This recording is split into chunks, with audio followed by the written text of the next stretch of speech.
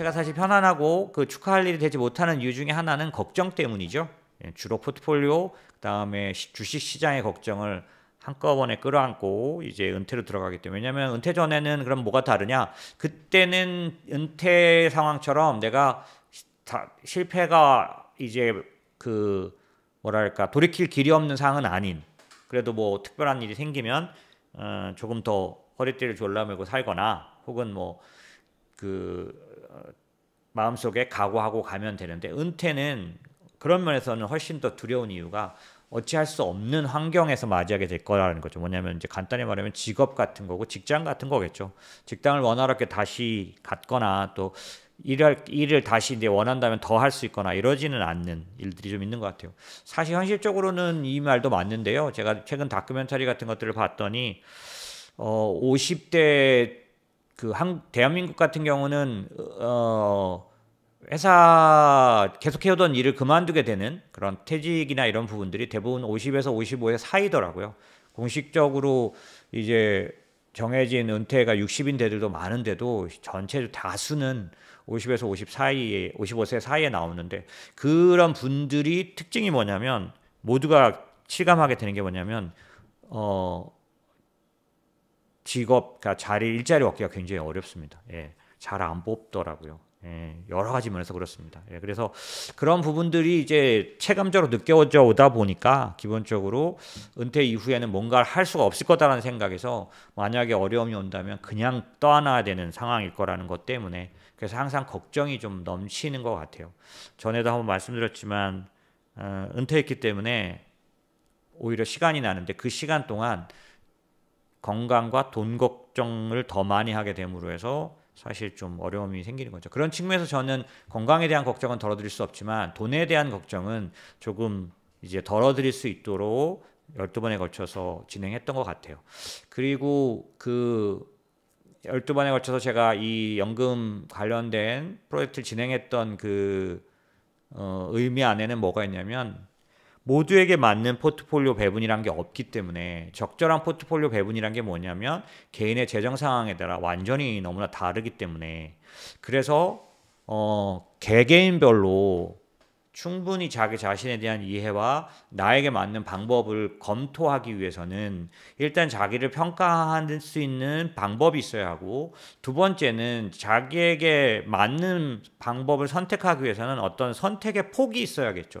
선택의 폭이 있다는 얘기인 즉슨 뭐냐면 어떤 경우의 수에 대해서 나름 그래도 그 구별하거나 어떤 또 알고 있거나 이래야 되는데, 우린 너무 이 재무적인 문제에 대해서 잘 모르는, 요번에 은퇴학교 기간 동안에도 많은 분들이 그런 식의 접근을 그러니까 실감을 하시게 됐던 것 같은데, 사실 이렇게 본인의 재정 상황에 대해서 제대로 알아야 될 것을 알고 그다음에 그 계산해 볼 것은 계산해 본 상태의 분들이 적습니다. 그런 측면에서는 내가 선택할 수 있는 선택의 폭이라도 늘려드리기 위해서, 자신에 대한 평가는 제가 도와드릴 수가 없어요. 왜냐하면 이번에 은퇴학교로 오신 분들은 실습을 통해서 그런 부분을 도와드렸지만, 제가 여러분들 모두를 그렇게 뵙고 우리 그 퍼실레이터들이죠, 저희 회사에 이제 고객 관리자로 일하시는 분들인데, 그분들께서 이번에 이게 봉사해 주셨어요. 퍼실레이터라 그래서 이 개인의 재정 상태를 평가하는 작성 뭐랄까요, 그 양식 같은 것들을 작성하는 방법들을 개별적으로 안내해 드리면서 도와드렸는데, 그런 분들이 옆에 계시지 않으시기 때문에 사실 재정 평가, 개인에 대한 자기 자신에 대한 재정 평가는 못할 거기 때문에, 또 제가 직접 도와드리지 못하니까, 다만 어떤 상태인지는 모르겠지만 선택의 폭은, 그러니까 선택의 그 경우의 수들은 알려드리고 싶었던 거죠. 그래서 부지런히 얘기를 드렸던 것 같아요. 그런데 이제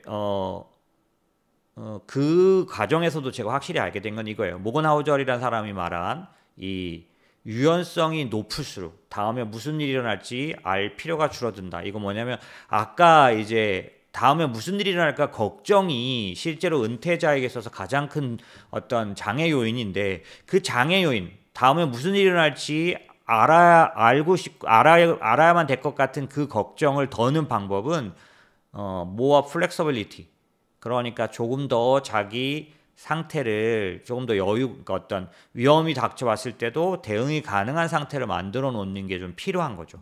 그렇기 때문에 기본적으로 이 기간에는 선택을 하기 전에 위험이란 것에 대해서 내가 직면하게 될 위험들에 대해서도 좀 아셔야 하는데 그런 부분들을 전달드리려고 노력했던 것 같아요.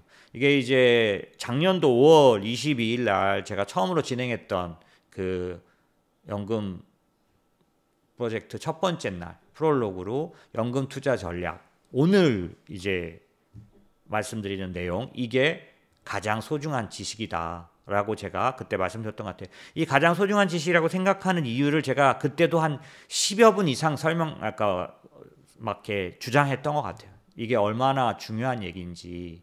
그런데 제목 뭐라고 정했냐면 여전히 지금도 그 생각에는 변함이 없습니다. 여러분들은 혹시 이제 여기 지금 이 방송을 듣고 계신 분들은 전부 다 뭐랄까요? 그런 내용들에 대해서 관심을 가지시고 중요하게 생각하는 분들일 겁니다. 하지만 많은 분들이 실제로 이 가장 중요한 문제에 대한 접근들을 어떻게 할지를 잘 모르셔서 또 바쁘고 이러신 것 때문에 참여하고 못하실 수도 있는데요. 여전히 그러나 사실 팩트는 뭐냐면 연금 투자 전략 가장 소중한 지식이라는 거죠. 그 뒤로부터 이제 제가 그날 말씀드렸던 것 중에 투자자문서 최초로 저희가 연금 포털 시작합니다라고 해서 여기 숫자는 아마 다 바뀌었겠죠. 이거 그때 사용했던 화면이기 때문에 이 포털은 굉장히 잘 활용되고 있고요. 또 상당 부분 진전이 있었습니다. 또 하나는 이제 대한민국 최초로 인출 전략 플랜이라는 거를 이제 제시하기 시작했죠. 성장을 많이 했습니다. 사실 기초적인 단계에서 많은 부분 성장했고요. 이모스는 그런 측면에서는 드디어 이제 인출 플랜을 담을 수 있는 상품들을 내놓기 시작했습니다. 그래서 인컴형 포트들이 이제 경우에 따라 돌아갈 수 있도록 몇 개의 인컴 포트가 이제 탄생했습니다. 이런 것들이 지금 저희가 1년 동안 이 프로젝트를 진행하면서 이제 실감하게 된, 또 절감하게 된 내용들을 저희의 그 자문 안에 반영했던 내용이라고 볼 수 있고요. 제가 1년을 한번 돌아보니까 이랬더라고요. 두 번째 달에는 시퀀스 리스크란, 제가 생각할 때 인출 전략 중에 정말 중요한 게 이거라고 생각됐고, 오늘도 이제 이 부분에 대한 얘기를 드릴 거고, 세 번째는 이제 그러면 시중에 많은 유튜버들이 연금에 대해서 많이 말하지만 그들이 제일 말하지 않는 부분이 운용이기 때문에, 또 제가 하는 일이 그쪽 일이기 때문에 운용에 대한 얘기를 드립니다 라고 해서 1, 2, 3을 했던 것 같아요.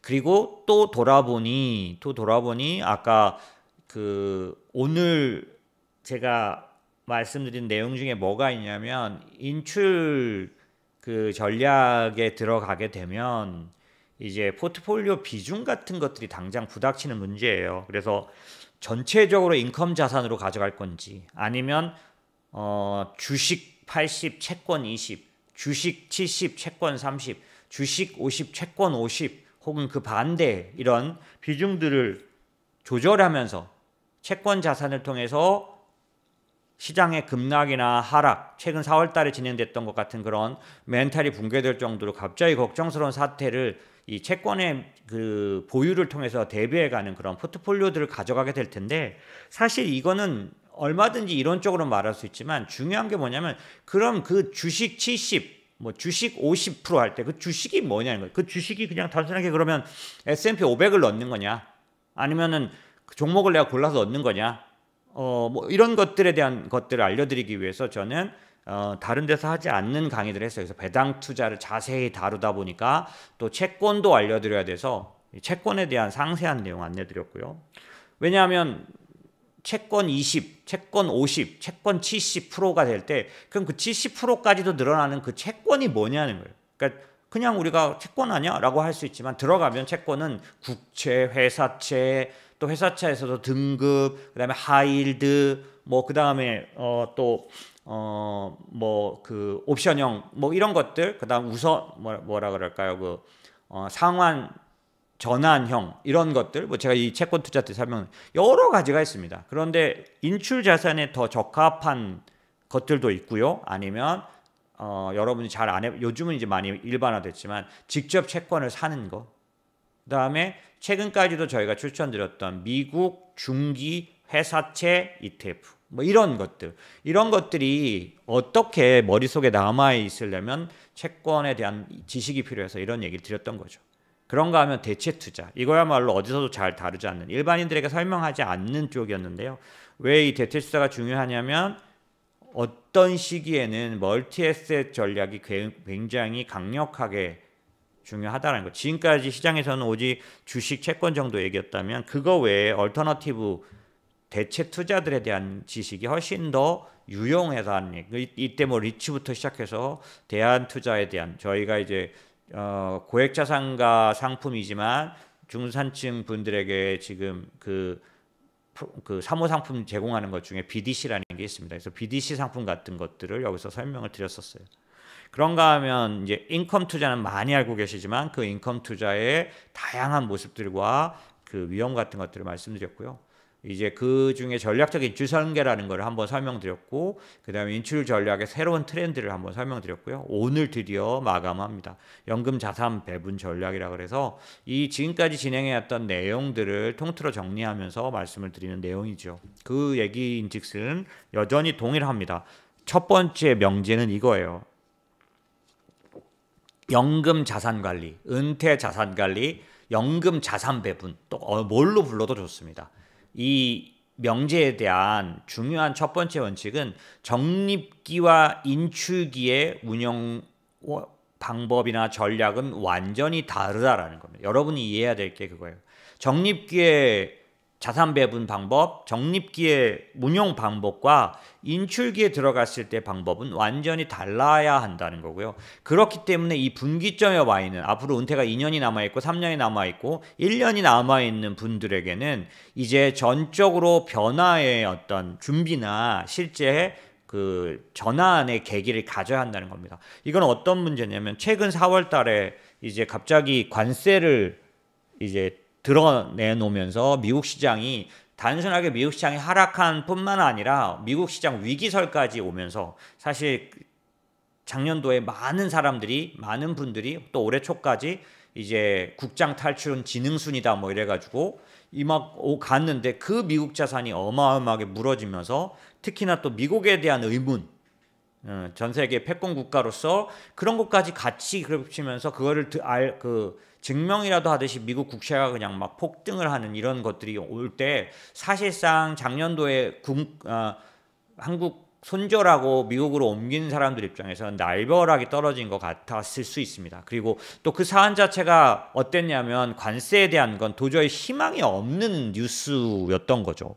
이렇게 둘러봐도 저렇게 둘러봐도 왜 몇십 %씩 때리는 관세가 정말 이게 과연 망하자고 하는 거냐, 도대체 누구 좋자고 이걸 하는 거냐, 미국도 이렇게 불리하다는데, 미국이 더 먼저 피해를 입는다는데 그 트럼프는 도대체 뭔 생각으로 이런 걸 하느냐고 생각하지만 상황은 안 변했기 때문에 이제 그랬을 때 여러분이 생각해야 될 건 뭐였냐면, 이 만약에 은퇴를 앞둔 올해부터 은퇴가 들어가는 상황이었다면 정말 엄청나게, 혹은 내년도 은퇴를 앞두고 있는 사람이 그런 상황을 만나면 거의 정말 멘붕이 오는 거죠.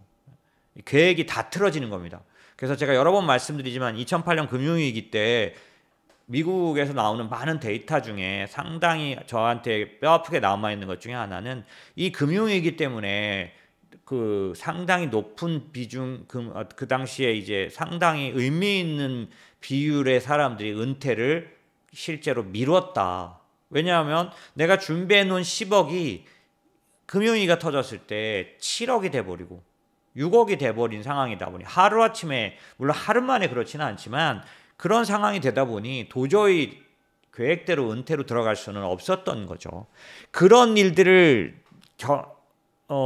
요번에 4월 달에 마치 시뮬레이션처럼 여러분이 경험할 수 있었을 겁니다. 그렇기 때문에 제가 말씀드리는 것은, 적립기의 운영 수칙을 따르던 사람은 이제 인출기로 들어가기 전 적어도 최소 가장 적어도 1년 전에는 인출기 포트폴리오로 전환하기 위한 준비, 예를 들면 방법은 여러 가지가 있지만 그 중에 어떤 거는 전체 다 채권형으로 바꿨다가 다시 세팅을 시작하는 그런 것도 충분히 고려해 볼 만큼 이 전환기에 있는 2년, 3년 은퇴를 앞두고 있는 분들, 특히 1년 앞두고 있는 분들은 뭔가 자산 구조를 변화해서 막상 은퇴에 들어갔을 때 올해 4월 같은 난데없는 그 물벼락을 맞았을 때 정말 멘탈이 확 무너져 버려서 얼마가 될지 모르지만 너무너무 괴로운, 심정적으로 괴로운 기간, 또는